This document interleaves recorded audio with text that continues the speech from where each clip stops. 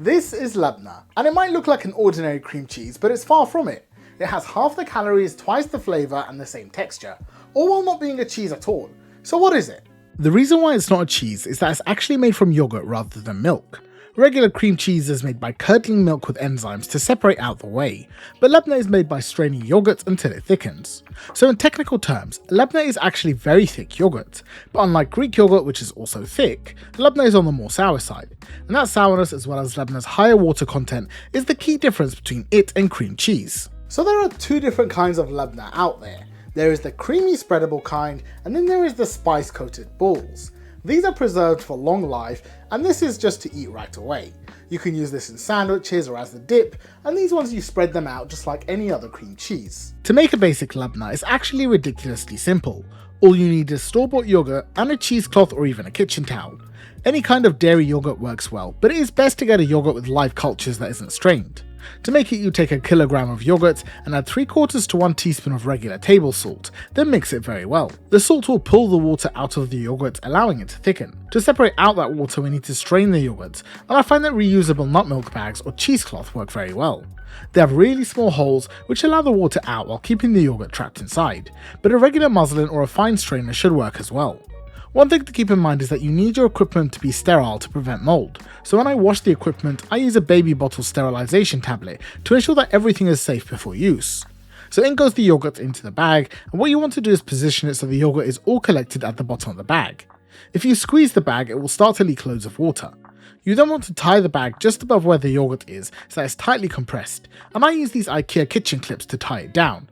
Then you just let it drain. You can hang the bag over your kitchen sink or place it in a strainer sitting over a bowl. Even with just a little pressure, the bowl quickly fills up with liquid. It's worth keeping an eye on this and emptying the liquid before it fills too much. The downside to the strainer method is that some liquid can remain trapped in the strainer and in contact with the bag, which can encourage mold growth at higher temperatures, so be extra careful when you're cleaning. Now it just needs to strain for 24 hours. You either keep it on the counter if you want a more sour flavour, or place it in the fridge for a milder one.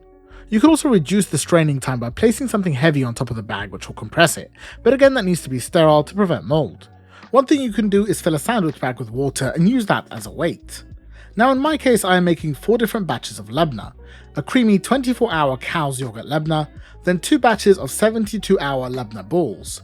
One is cow's yogurt coated in chili, and the other is cow's and goat's yogurt coated in za'atar. The final Labneh is a 24-hour experiment with coconut yogurt to see if this works. For both batches of Labneh balls, here's what I did. First I added salt to the yogurt and added that to a strainer. The goat's yogurt one was 500 grams each of cow and goat's yogurt, which I mixed together with the salt. An hour later I checked on them and poured out the water, then let them rest on the worktop for 24 hours. The next day I checked and flipped the bags and let them sit for another 24. After sitting for 48 hours total, the bowls were filled with loads of liquid, so that would mean we've mostly dried out the yogurt. I poured them out into a bowl set on a scale so I can weigh it, and we're sitting right about 400 grams, which means we've lost 60% of the weight in the form of water. It's going to look a bit dry and crumbly, however if you mix it together with a spatula it should quickly turn into an extra thick cream cheese. As opposed to a 24-hour Labneh, this one will be firmer. If you prefer a stiffer textured dip, then feel free to play with the duration. What I found interesting was that the goat's yogurt Labneh was way smoother than the cow's one after mixing. That one was extremely smooth and had a really creamy texture.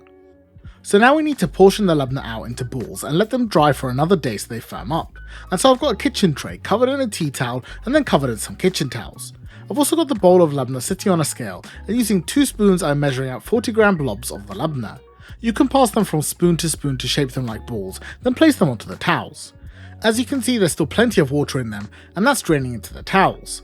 I did the same exact thing with the goat's yogurt ones, and I was then left with this. And here's what that filled tray ended up looking like. Once you've filled the tray with all of the Labneh balls, you want to cover them with some kitchen towels, and then fold over the rest of the tea towel on top. We'll let these rest for a further 12 hours to drain off even more liquid. The following day the kitchen towels will be soaked, and the surface of the balls will be quite hard. Because of how wet everything was and that I'm planning on jarring these, I thought that they could do with another 12 hours, so I transferred the balls to another tray and let them rest. The next day it was time to shape them into perfectly round balls, but before doing that I put on some gloves as this does get a bit messy. First you need to massage the Labneh, and you'll find that the texture is quite crumbly, but as you work it in your hands it will soften and become quite pliable. Then you just roll it between your palms to shape it into a ball. The first few ones I did are actually quite badly shaped because they're full of cracks. What you want to do is compress the Labneh so it's well shaped, and as your hands warm, the Labneh will become smooth. You should aim to have the balls completely smooth, otherwise they can fall apart in the jar. So then I just repeated the same thing with the goat's yogurt ones, and these ones were easier and turned out super smooth. You can use these as they are and even jar them like this, but we're going to coat them in some spices to give them a little bit of extra flavour. In terms of coatings, you can use anything you want, but stay away from anything that could ferment. Keep in mind that this is a live culture product, and so these will continue to ferment and age even as they're jarred. The first coating I'm going to use is some fantastic green za'atar, which is one of the most common coatings you'll find. Then I'm going to use some Aleppo pepper on the other ones. Other common toppings include sumac and a mixture of nigella and sesame seeds. I get the feeling that coating them in something spicy and sour like tahini would also work great. To coat them, you put some of the spices in a bowl, then add the labneh and roll it around to pick up the spices.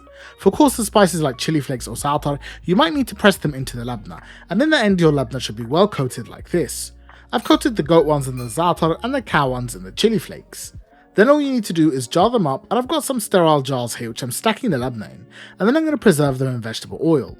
If you're going to be eating them within a few weeks, you can preserve them in olive oil, but it can go rancid if you leave it for too long, and so vegetable oil topped with a little olive oil is better for longer term storage.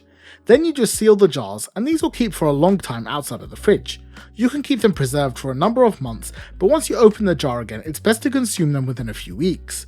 And it's worth keeping in mind that this is a fermented product, so they may leak oil as gas builds up in the jars. To use them, you just place a ball of labneh onto your bread, and then smear it all over to coat it. For the creamy labneh, I added the salt, strained the labneh, and let it sit for 24 hours on the worktop. When those 24 hours were up, I scooped the contents of the bag into a bowl, and it was looking pretty creamy.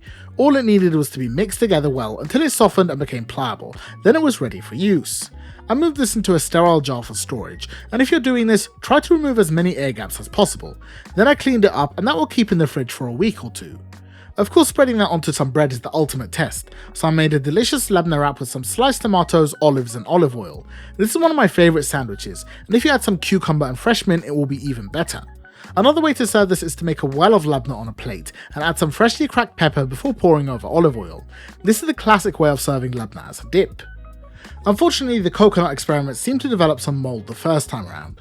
I think that was likely due to the strainer, so I made a second batch and I let this one sit for 12 hours instead while weighing it down. The result was surprising. It was quite thick and it took some mixing, but it genuinely looks good. I smeared a bit on bread to have the most unadulterated taste test, and it was pretty good. You can still taste the coconut in it, but it's a lot less intense than I was expecting, and the texture is really nice. I would say this is one of the best vegan substitutes I've ever tried. I'm quite pleased with how these labnehs turned out, and I'm excited to hear what you think.